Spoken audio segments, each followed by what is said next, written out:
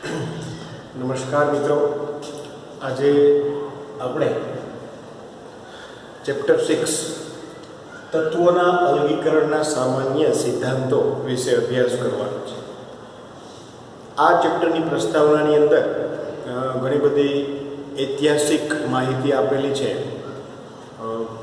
કઈ રીતે ધાતુઓ મળી, ધાતુઓનો ઇતિહાસ શું છે, પુરાતન જમાનાની અંદર કઈ કઈ ધાતુઓનો ઉપયોગ થતો હતો. ધીમે ધીમે આની અંદર સંશોધન થતા ગયા અને મિશ્ર ધાતુઓ બનતી ગઈ, એના અલગ અલગ સાધનો બનતા ગયા, એના વિશેની માહિતી આપેલી છે. એમાંથી અમુક ટોપિક્સ છે એ મેં લીધેલા છે પ્રસ્તાવનાની અંદર કે પ્રાચીન નમૂનાની કુલ 7 ધાતુઓ, એટલે પ્રાચીન સમયમાં 7 ધાતુઓ છે એ જાણીતી હતી. એમાં મુખ્ય સોનું, ચાંદી, સીસુ, ક્લાય, લોખંડ, પારો અને તાંબુ. આ 7 ધાતુઓ છે એને પ્રાચીન નમૂનાની 7 ધાતુઓ તરીકે ઓળખવામાં આવે છે. અને પુરાતન કાળમાં પણ આના વિશે માહિતી હતી અને આની જાણકારી હતી. આના આભૂષણો, આના સાધનો બનાવવામાં આવતા હતા. શિલાલેખોના લખાણ અને રાજવી દસ્તાવેજોના લખાણ માટે તામ્રપત્રનો ઉપયોગ થતો હતો. આવું આપણે ઘણી વખત સાંભળ્યું હોય કે તામ્રપત્ર, તાંબાના પતરા ઉપર અમુક લખાણ છે, દસ્તાવેજો છે એ લખવામાં આવે અને વર્ષો સુધી એને સાચવવામાં આવે. જે તાંબાના બનેલા હતા અને સૌપ્રથમ જાણીતો તામ્રપત્ર એ મૌર્ય સમાજનો હતો. મૌર્ય વંશ છે, ચંદ્રગુપ્ત મૌર્ય અને એના જે વંશજો છે, એના જે દસ્તાવેજો છે એ તામ્રપત્ર ઉપર લખેલા હતા. અને સૌથી પહેલો જે દસ્તાવેજ છે એ આનો જોવા મળ્યો છે. હડપ્પા સંસ્કૃતિમાં ગોલ્ડ એટલે કે સોનું, સિલ્વર, ચાંદી અને તેમની મિશ્ર ધાતુનો ઉપયોગ એ અનેક પ્રકારના ઘરેણાં બનાવવાની અંદર, અમુક બંગડીઓ, કડીઓ, એક પ્રકારનું એ પણ આભૂષણ છે, વીંટીઓ અને સિરેમિક તથા કાંસાના પાત્રો જોવા મળેલા હતા. એટલે કે હડપ્પા સંસ્કૃતિની અંદર પણ ધાતુઓ અને મિશ્ર ધાતુઓનો ઉપયોગ થતો એવો ઉલ્લેખ છે. ભારત દેશમાં ક્રુસિબલ પદ્ધતિથી સ્ટીલનું ઉત્પાદન દર્શાવે છે. વર્ષો પહેલાં ક્રુસિબલ એટલે એક પ્રકારનું પાત્ર છે કે જેની અંદર લોખંડનું ઉત્પાદન છે એ કરવામાં આવતું, સ્ટીલનું ઉત્પાદન. આ પદ્ધતિમાં શું કરતા કે ચારકોલ એટલે કે કોલસો અને કાચને એક સાથે ક્રુસિબલમાં મિશ્ર કરવામાં આવતા અને લોખંડ પીગાડી અને કાર્બનને અવશોષિત કરી ત્યાં સુધી એને ગરમ કરવામાં આવતા હતા. આ રીતે ત્યારે સ્ટીલનું ઉત્પાદન પણ કરવામાં આવતું. દિલ્હીની અંદર એક સ્તંભ છે લોખંડનો, 1600 વર્ષ જૂનો સ્તંભ છે, છતાં પણ એની ઉપર કોઈ પણ જાતનું કાટ લાગવાનું ચિહ્ન દેખાણું નથી. એના સેમ્પલ લઈ અને એનું જ્યારે પૃથ્થકરણ કરવામાં આવ્યું કે આની અંદર કઈ કઈ ધાતુઓ મિક્સ કરવામાં આવી છે, તો એમાંથી એને સંઘટકોનો ખ્યાલ આવ્યો કે દિલ્હીમાં સ્થિત ઘડતર લોખંડના સ્તંભમાં સંઘટોનું પ્રમાણ લોખંડ ઉપરાંત 0.15% કાર્બન હતું, એમાં 0.05% સિલિકોન, 0.05% મેંગેનીઝ, 0.25% ફોસ્ફરસ, 0.005% નિકલ અને 0.03% કોપર અને 0.02% નાઇટ્રોજન હાજર હોવાનું જાણવા મળ્યું છે આ લોખંડના સ્તંભની અંદર. આ સ્તંભ 1600 વર્ષથી વાતાવરણમાં ખુલ્લો હોવા છતાં પણ ક્ષારનું કોઈ પણ ચિહ્ન એ સ્તંભ ઉપર દેખાયું નથી. એટલે કે ખૂબ જ સારી જાતનો એ બનાવાયેલો હતો કે હજી પણ એના ઉપર કોઈ પણ પ્રકારનો કાટ લાગ્યો નથી. તો આ ઇતિહાસ જે હતો એમાંથી અમુક વાતો મેં લીધી છે. એક વખત બુકની અંદર આપેલો ઇતિહાસ વાંચી જજો. એમાંથી કોઈ મોટા પ્રશ્નો પૂછાવાની શક્યતા નથી. કોઈક નાના MCQ છે કદાચ એમાંથી પૂછાઈ શકે. તો આ વાત હતી ઇતિહાસની. હવે આપણે કુદરતમાંથી મળતી ધાતુઓ, અમુક ધાતુઓ છે મુક્ત સ્વરૂપે મળે છે, અમુક ધાતુઓ સંયોજિત સ્વરૂપે મળે છે, એના વિશે વાત કરીએ. જે સંયોજિત સ્વરૂપે મળતી ધાતુઓ છે એ કોઈ એક પદાર્થમાંથી મળતી હોય કે જેમાં એનું પ્રમાણ વધારે હોય, તો એવો જે પદાર્થ છે એને એની કાચી ધાતુ કહેવામાં આવે. અને એ કાચી ધાતુને સંકેન્દ્રણ કરવામાં આવે, પછી એનું શુદ્ધિકરણ કરવામાં આવે અને એમાંથી ધાતુ છે એ મેળવવામાં આવે છે. એ જ વાત આપણે આ પાઠમાં ભણવાની છે કે તત્વોનું અલગીકરણ કઈ રીતે કરવામાં આવે છે.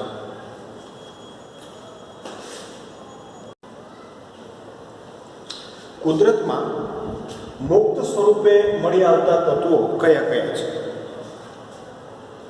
તો કાર્બન છે, સલ્ફર છે, ગોલ્ડ છે અને ઊંડા વાયુ તથા અલ્પ પ્રમાણમાં કોપર ધાતુ છે એ કુદરતમાંથી મુક્ત સ્વરૂપમાં મળી આવે છે.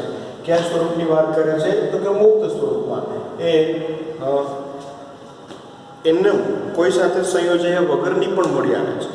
તો પરીક્ષાની અંદર ક્યારેક એવું પૂછાય કે નીચેનામાંથી કઈ ધાતુઓ અથવા તો કયા તત્વો મુક્ત સ્વરૂપમાં મળી આવે છે, તો એમાં કહી શકીએ આપણે કાર્બન, સલ્ફર, ગોલ્ડ અને ઉમદા વાયુઓ તથા અલ્પ પ્રમાણમાં કોપર ધાતુ છે એ મુક્ત સ્વરૂપની અંદર મળી આવે છે. બાકીના જે બધા જ તત્વો છે એ સંયોજિત સ્વરૂપે છે, એટલે કે કોઈને કોઈની સાથે એનું સંયોજન થયેલું હોય છે.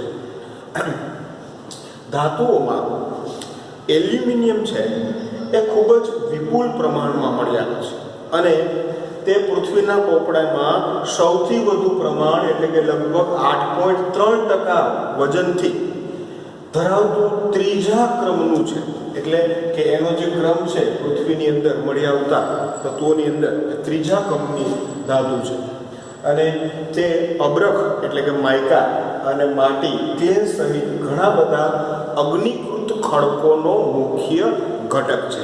તો આ વાત થઈ આપણી એલ્યુમિનિયમની, કે એલ્યુમિનિયમ છે એ વિપુલ પ્રમાણમાં મળી આવે અને ધાતુઓની અંદર વિશ્વમાં સૌથી વધારે પ્રમાણમાં એનો ત્રીજો ક્રમ છે. પૃથ્વીના પોપડાની અંદર એનું જે વજનથી લગભગ ટકા છે એ 8.3% જેટલું છે. તે અગ્નિકૃત ખડકોની અંદર માઇકા અને ક્લે એટલે કે અબ્રખ અને માટી સહિતના અગ્નિકૃત ખડકોની અંદર મળી આવે. કેટલાક જેમસ્ટોન એટલે આપણે એને નંગ તરીકે ઓળખીએ છીએ. Al2O3ના અશુદ્ધ સ્વરૂપો છે, એટલે કે એલ્યુમિનિયમ ઓક્સાઇડના અશુદ્ધ સ્વરૂપો છે. ઉદાહરણ તરીકે માણેક છે જેને આપણે ઇંગ્લિશમાં રૂબી કહીએ, અને નીલમ છે જેને સેફાયર તરીકે કહીએ છીએ. કે આવા જેમસ્ટોનની અંદર એટલે કે માણેકમાં ક્રોમિયમ અને નીલમની અંદર કોબાલ્ટની અશુદ્ધિઓ તરીકે હોય છે. યાદ રાખજો, ઘણી વખત પરીક્ષામાં પૂછાય કે માણેકની અંદર કોની અશુદ્ધિ હોય છે, તો કે ક્રોમિયમની, અને નીલમની અંદર કોની અશુદ્ધિ હોય છે, તો કે કોબાલ્ટની અશુદ્ધિ જોવા મળે છે. એમસીક્યુની અંદર આ પ્રશ્ન પૂછાઈ શકે. આમ જોઈએ તો આ પાઠમાંથી 2 માર્કનો એક પ્રશ્ન પૂછાય છે અને બાકીના એમસીક્યુ પૂછાય. તો નાના નાના પ્રશ્નો અને એમસીક્યુની તૈયારી આ પાઠમાંથી કરવી જોઈએ. જો મિત્રો એનસીઆરટીને તમે એકદમ વ્યવસ્થિત તૈયારી કરો તો તમને કોઈ પણ પરીક્ષામાં તકલીફ થશે નહીં. હમણાં જ નીટની એક્ઝામ ગઈ તો મોટા ભાગનું પેપર છે એ એનસીઆરટી બેઝ, આમ તો 100% પેપર છે કેમિસ્ટ્રીનું એ એનસીઆરટી બેઝ હતું અને બધા જ ક્વેશ્ચન્સ છે એ બુકમાંથી. જેણે એનસીઆરટી બુકનો વ્યવસ્થિત સારી રીતે અભ્યાસ કર્યો હોય એણે કોઈ પણ જાતના પ્રશ્નોમાં તકલીફ થઈ નથી. તો આપણે વાત કરી કે ભાઈ જેમસ્ટોન કે જે Al2O ના અશુદ્ધ સ્વરૂપો છે એની અંદર 2 વાત કરી, એક માણેક અને નીલમ. માણેકની અંદર ક્રોમિયમની અશુદ્ધિ હોય અને નીલમની અંદર કોબાલ્ટની અશુદ્ધિ હોય છે. હવે લોખંડની વાત કરીએ. આ આટલી વાત હતી એલ્યુમિનિયમની. કે લોખંડ છે આયન પૃથ્વીના પોપડામાં સૌથી વધુ પ્રમાણમાં મળી આવતી ધાતુ તરીકે બીજા સ્થાને છે. એલ્યુમિનિયમ છે એ ત્રીજા સ્થાને હતું, લોખંડ છે એ બીજા સ્થાને છે અને તે અનેક સંયોજનો બનાવે છે. તેના વિવિધ ઉપયોગોના લીધે તે અગત્યના તત્વોમાં સ્થાન પામે છે. જો એવું કહેવામાં આવે છે કે જે દેશમાંથી લોખંડનું ઉત્પાદન વધારે થતું હોય એ દેશની ઔદ્યોગિક ક્રાંતિ વધારે થાય. ઔદ્યોગિક ડેવલપમેન્ટ વધારે થાય. કારણ કે મોટી મોટી બિલ્ડિંગો છે, રોડ રસ્તાઓ છે, પુલ છે, આ બધાની અંદર લોખંડનો ઉપયોગ થાય છે. અને જેની પાસે આની ઉત્પાદન કરવાની ક્ષમતા વધારે હશે, એનો વિકાસ, એનો ડેવલપમેન્ટ છે એ વધારે હશે. ઉપરાંત તે જૈવિક પ્રણાલીઓમાં પણ આવશ્યક તત્વોમાંનું એક છે. આપણા શરીરની અંદર પણ લોહ તત્વ જે ખૂબ જ મહત્વનું છે, અને એટલા માટે કીધું છે કે જૈવિક પ્રણાલીઓ માટેનું પણ તે આવશ્યક ઘટક છે. તો આ મુદ્દાની અંદર આપણે વાત કરી કે અમુક તત્વો છે મુક્ત સ્વરૂપે મળે છે, બાકીના તત્વો સંયોજિત સ્વરૂપે મળે છે. પહેલાં એલ્યુમિનિયમની વાત કરી કે પૃથ્વીની અંદર ધાતુઓની અંદર તે ત્રીજા ક્રમનું છે. લોખંડની વાત કરી તો તે બીજા ક્રમની ધાતુ છે. અને લોખંડનો ઉપયોગ એ વિવિધ ક્ષેત્રોની અંદર થાય છે, એટલે ખૂબ જ મહત્ત્વનું એ તત્વ છે. આપણા શરીરની અંદર જૈવિક પ્રણાલીઓ માટેનું પણ તે એક આવશ્યક ઘટક છે.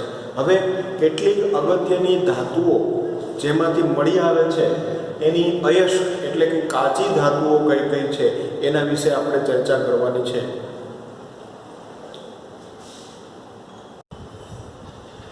કેટલીક અગત્યની ધાતુઓની મુખ્ય અયસ્ક.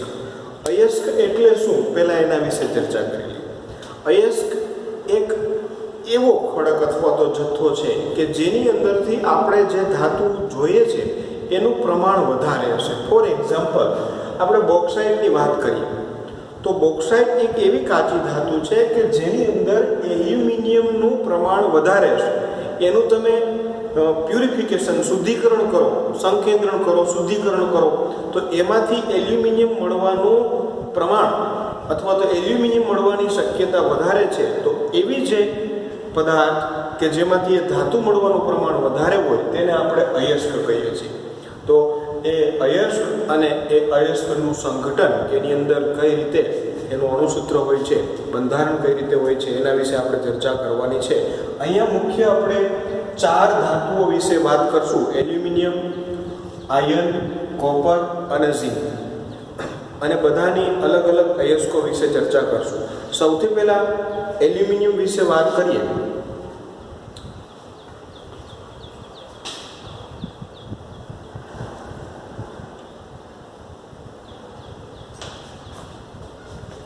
તો એલ્યુમિનિયમની 2 અયસ્ક છે, બોક્સાઇટ અને કેઓલિનાઇટ. બરાબર છે. એલ્યુમિનિયમની 2 અયસ્ક છે, બોક્સાઇટ અને કેઓલિનાઇટ. અને આપણે યાદ રાખવું હોય તો બોકે. બરાબર, આમ જોઈએ તો એ બોકે એટલે કે એલ્યુમિનિયમની 2 અયસ્ક છે, બોક્સાઇટ અને કેઓલિનાઇટ. તો બોક્સાઇટનું સંઘટન છે એ AlOH અને OH થ્રાઇસ -2x. એનો મતલબ કે જ્યાં x છે એ 0 કરતાં વધારે છે અને 1 કરતાં નાનો છે. બરાબર, આ યાદ રાખશું આપણે કે AlOX OH થ્રાઇસ -2x એટલે કે જે આ બોક્સાઇટનું સંગઠન હતું કે જેની અંદર એલ્યુમિનિયમ, ઓક્સિજન અને OH છે એ રહેલા હોય છે.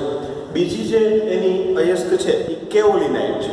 કેઓલિનાઇટ છે એ એનું સંગઠન Al2OH4 Si2O5 આ માટી સ્વરૂપે હોય છે. કેઓલિનાઇટ છે એ માટી સ્વરૂપે હોય અને એનું સંગઠન Al2OH4 Si2O5 જે માટી સ્વરૂપે સંગઠન ધરાવે છે.